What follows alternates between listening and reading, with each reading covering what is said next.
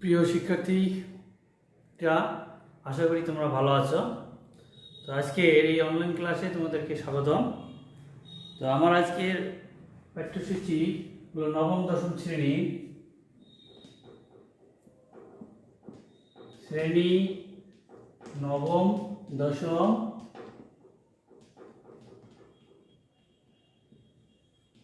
বিষয়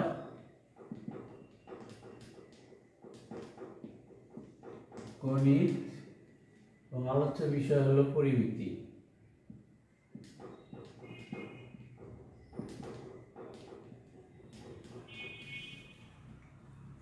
তো শিক্ষার্থীরা, আমার পরিচয় তো অনেকে জানো, তো তথাপিও আমি আমার পরিচয় দিয়ে দিচ্ছি। আমি মোহাম্মদ কামরুজ্জামান, সহকারী শিক্ষক, গণিত, নাগেশ্বরী বালিকা দাখিল মাদ্রাসা।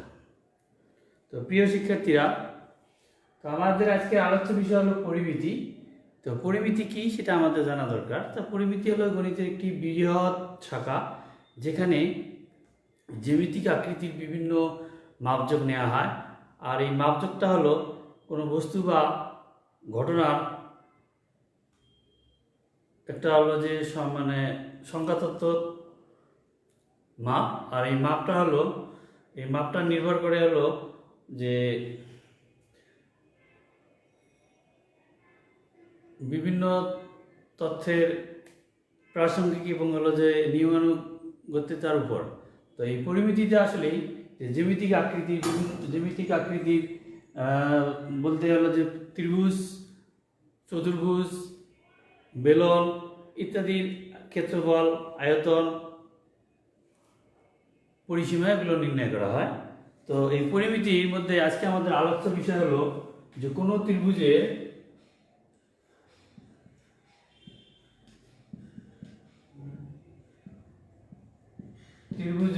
ক্ষেত্রফল নির্ণয়।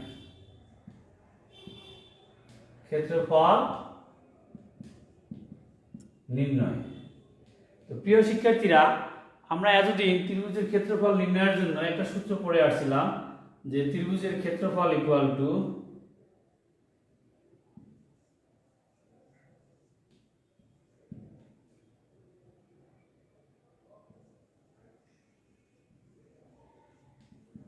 হাফ অফ ভূমি গুণন উচ্চতা।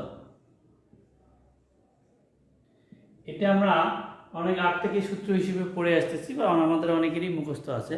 তা আমরা আজকে শিখব এই যে ত্রিভুজের ক্ষেত্রফল হাফ অফ ভূমি গুণন উচ্চতা, এটা কিভাবে নির্ণয় করা যায়, কিভাবে আসে, এটা আমরা একটু আলোচনা করব। তো তোমরা খাতা কলম নিয়ে রেডি হও।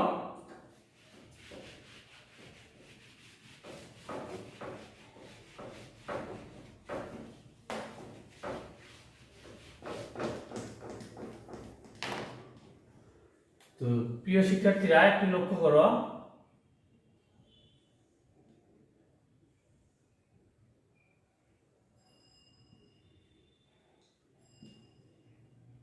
এ বি সি এটা একটা ত্রিভুজ,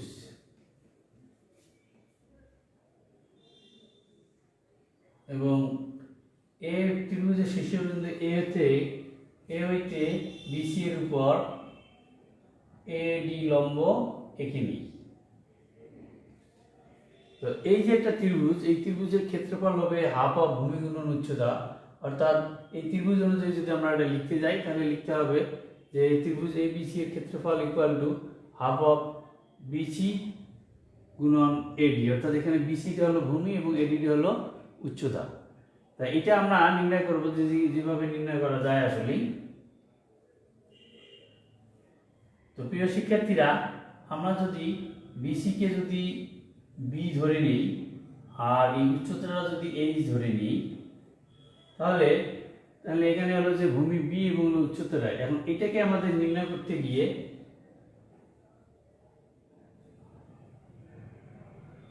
এই বিন্দু দিয়ে একটি হলো রেখা কল্পনা করি।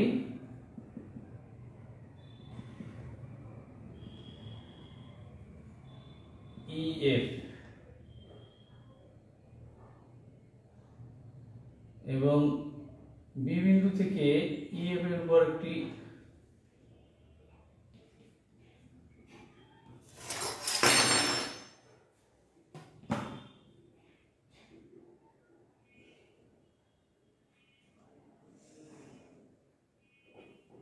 লম্ব আঁকি বি এবং সি বিন্দু থেকে ইএফ এর উপর আরেকটি লম্ব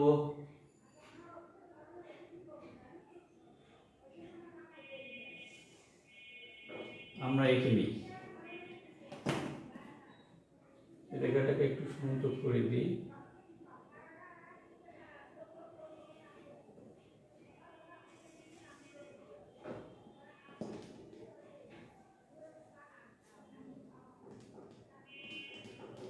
প্রিয় শিক্ষার্থীরা, এবিসি ত্রিভুজের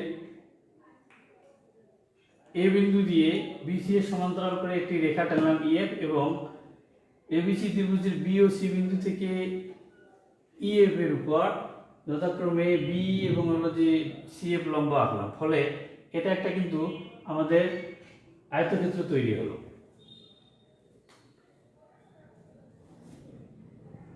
মনে করি এ বি সি একটি ত্রিভুজ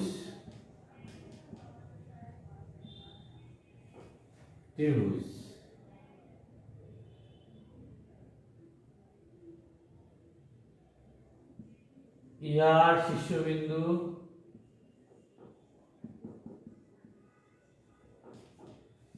এ হতে ভূমি বিসি এর উপর একটি লম্ব আঁকি।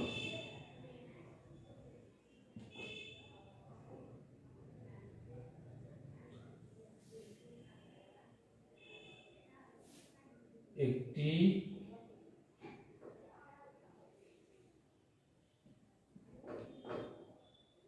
পর এডি লম্ব আঁকি।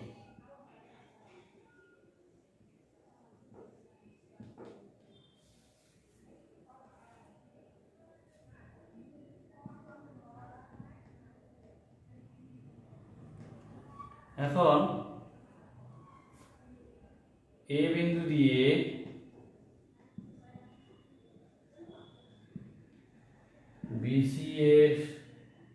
বিসি সমান্তরাল ই এফ আঁকি এবং বিসি বি ও সি বিন্দু হইতে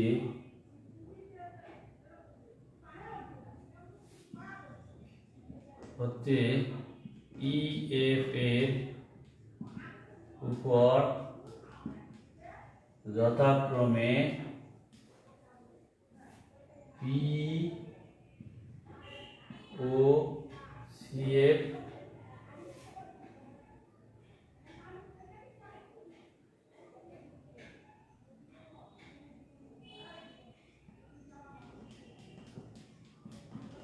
আঁকি। ফলে বি সিই এফ একটি আয়তক্ষেত্র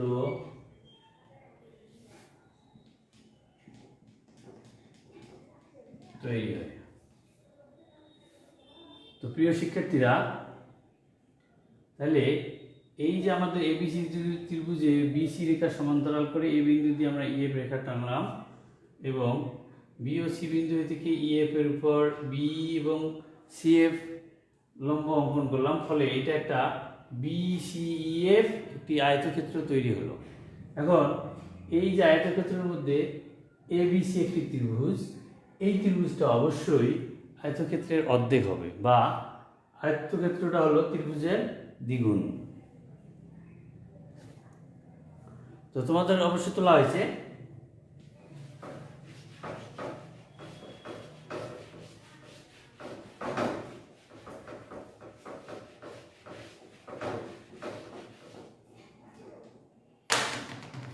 তো শিক্ষার্থীরা, ধরি বিসি ইকুয়াল টু বি এবং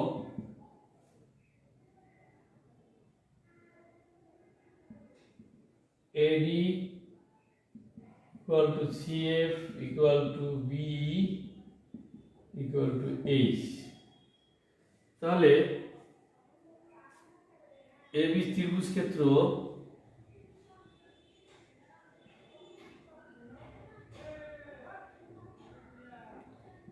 এ বি সি এর ক্ষেত্রফল ইকুয়াল টু, তো যেহেতু এই আয়তক্ষেত্রের মধ্যে একটি ত্রিভুজ থাকে আর একটা আয়তক্ষেত্রের মধ্যে একটি ত্রিভুজ, ওই আয়তক্ষেত্রটি অবশ্যই অর্ধেক হবে, ইকুয়াল টু হাফ অফ আয়তক্ষেত্র A B C E F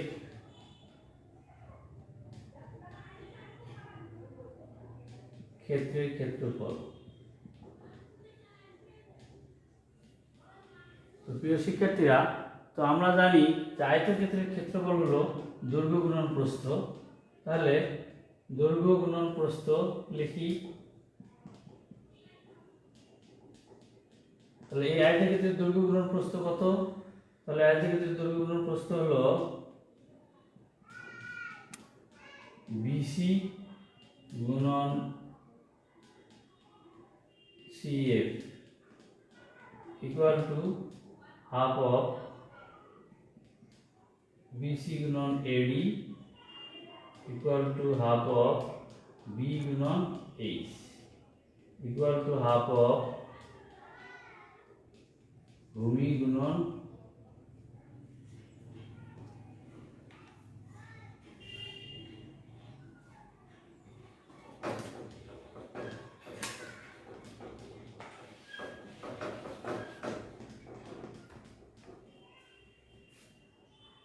equal to half of BC গুণন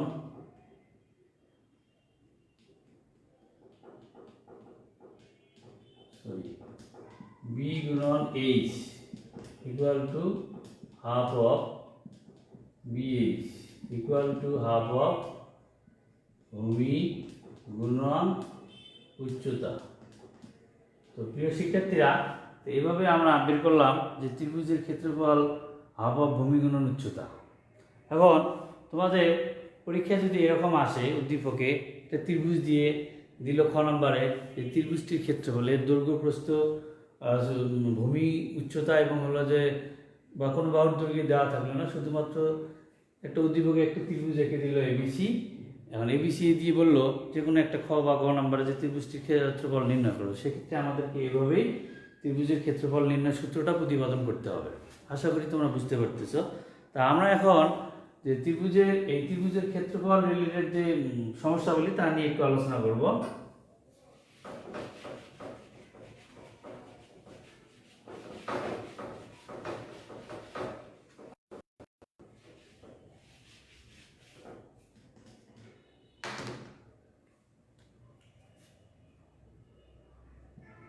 কোন ত্রিভুজের ক্ষেত্রফল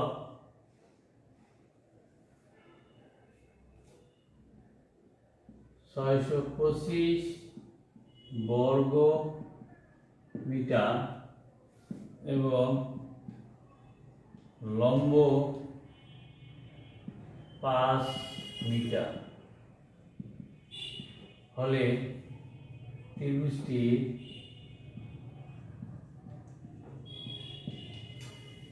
ভূমি নির্ণয় করো।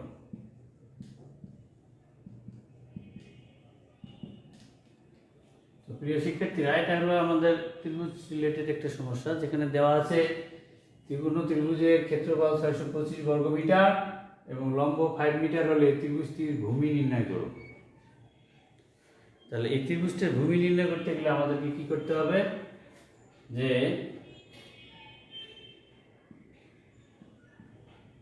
সলিউশন দেয়া আছে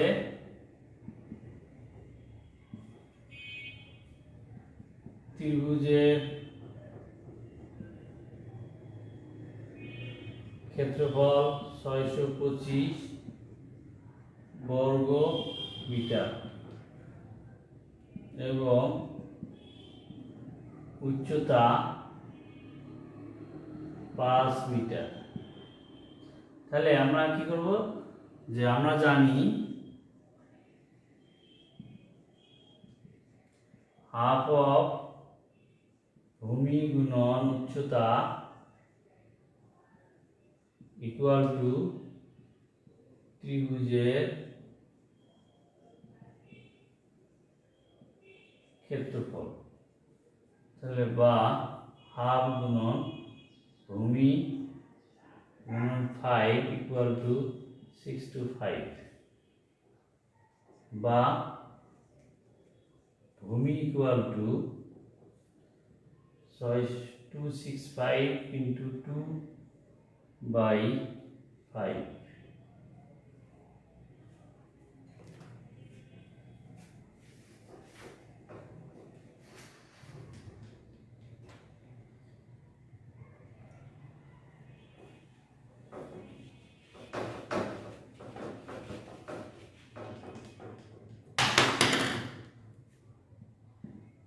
বা ভূমি ইকুয়াল টু 625 গুণন 2/5। 5 যেটাকে যদি কাটাকাটি করি,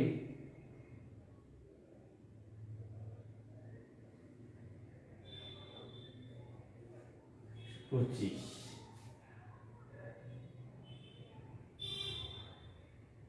তাহলে 250 মিটার। অতএব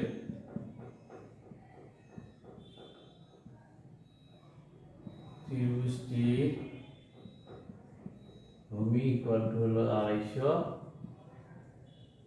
মিটার। তো প্রিয় শিক্ষার্থীরা, আশা করি বুঝতে পারছো। তো এরকম অনেক সমস্যাগুলি আমাদের বইয়ে আছে, যেটা আমরা হলো যে অনুরূপভাবে সমাধান করতে পারবো। তো এই ত্রিভুজ বিষয়ক একটি বাড়ির কাজ তোমরা তুলে নাও। খাতা কলম রেডি করো।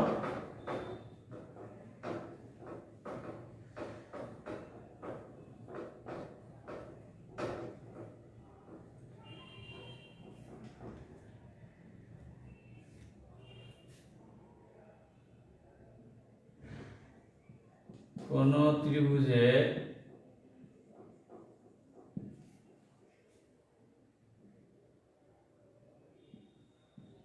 ভূমি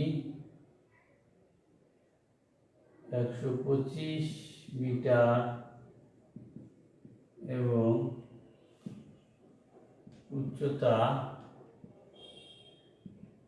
25 মিটার হলে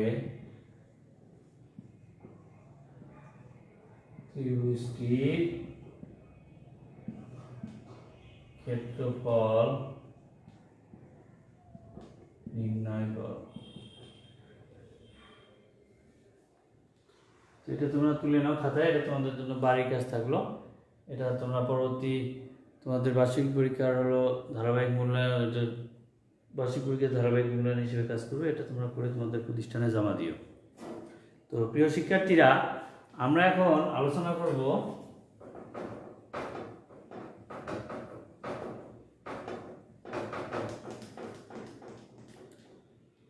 যে কোনো ত্রিভুজের দুইটি বাহু দেওয়া আছে এবং বাহুর অন্তর্ভুক্ত কোণ দেওয়া থাকলে ত্রিভুজের ক্ষেত্রফল কত হবে সেটা আমরা এখন নির্ণয় করব।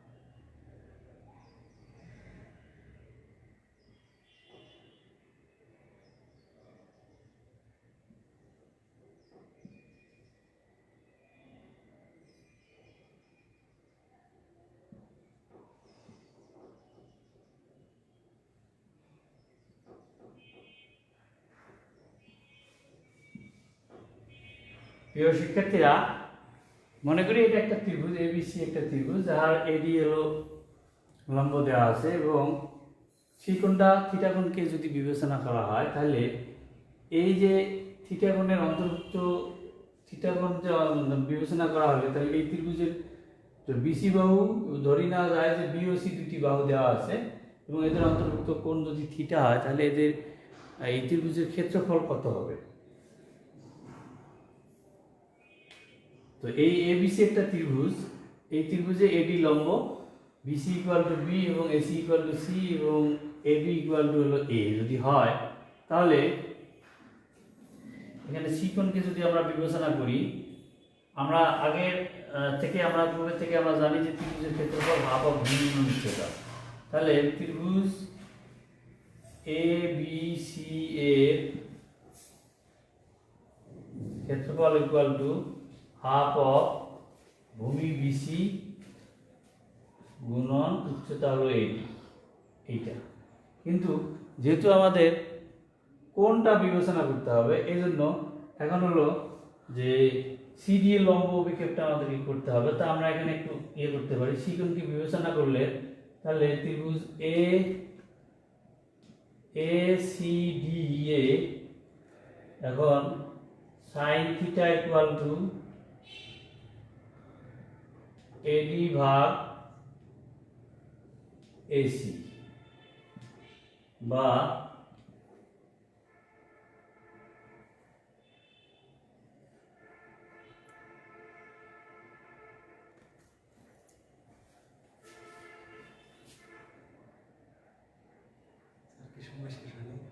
sin theta equal to AD equal to H by C বা H equal to C sin theta। তাহলে ইকুয়াল টু হাফ অফ বিসির মান হলো বি গুণন C sin theta equal to half of BC গুণন sin theta। তাহলে কোন ত্রিভুজের দুটি বাহু এবং তাদের অন্তর্ভুক্ত কোণ যদি দেওয়া থাকে তাহলে তার ক্ষেত্রফলটা হবে যে হাফ অফ ওই দুই বাহুর গুণফল এবং থিটা কোণের সাইনের অনুপাত। এটা হলো আমাদের যে কোনো ত্রিভুজের দুইটি বাহু এবং তাদের অন্তর্ভুক্ত কোণ দেয়া থাকলে এবং তাদের ক্ষেত্রফল হবে এইটা, অর্থাৎ ক্ষেত্রফল হবে হাফ অফ বাহুদের গুণফল এবং ওই কোণের সাইনের অনুপাত। তো প্রিয় শিক্ষার্থীরা, আশা করি তোমরা বুঝতে পারছো। এখন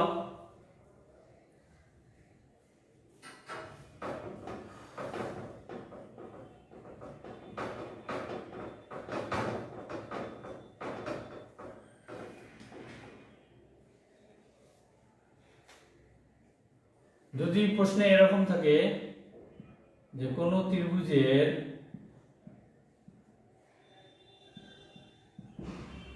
দুইটি বাহু যথাক্রমে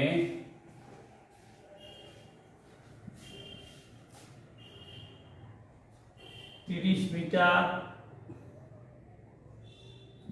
ও 10 মিটার এবং তাদের অন্তর্ভুক্ত কোণ 30 ডিগ্রি হলে ত্রিভুজটির ক্ষেত্রফল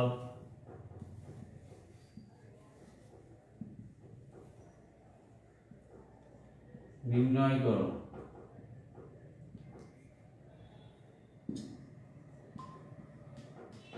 তাহলে এখানে আমাদের দেওয়া আছে ত্রিভুজের বাহু দুটি, তাহলে ধরি a equal to 30 metre, b equal to 10 metre এবং থিটা ইকুয়াল টু 30 ডিগ্রি। তাহলে আমরা জানি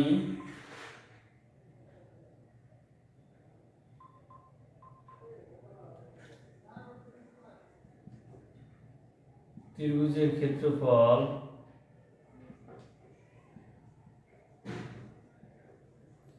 equal to half of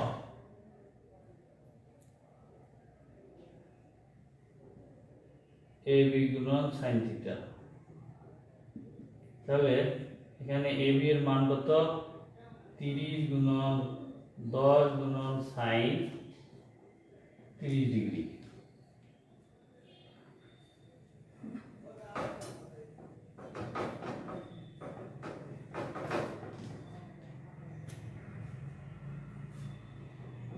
equal to 5 দুগুণী 10, তাহলে হলো 5 30 150 সাইন 30 ডিগ্রি মান হাফ, 7 দুগুণী 150, তাহলে 75 বর্গ মিটার। তাহলে উত্তর হলো যে ত্রিভুজটির ক্ষেত্রফল হলো 75 বর্গ মিটার। তো প্রিয় শিক্ষার্থীরা, আশা করি তোমরা বুঝতে পারছো। তো এখানে অবশ্যই মনে রাখতে হবে যে ত্রিভুজের যদি দুইটি বাহু দেওয়া থাকে এবং বাহু দুটির অন্তর্ভুক্ত কোণ যদি দেওয়া থাকে, তাহলে আমাদের সূত্র হবে হাফ অফ বাহুদের গুণফল গুণন ওই কোণের সাইনের অনুপাত। এই সূত্র, অর্থাৎ বাহু দুটি যদি AB আমরা ধরি, তাহলে হাফ অফ AB গুণন সাইন থিটা। এখানে বাহু দুটির মান এবং হলো যে থিটার মান বসায় দিয়ে আমাদের সরলীকরণ করলে আমাদের উত্তর বেরিয়ে আসবে। আশা করি বুঝতে পারছো। আজকে মতো এখানেই শেষ করছি। খোদা হাফেজ, পরবর্তী ক্লাসে দেখা হবে।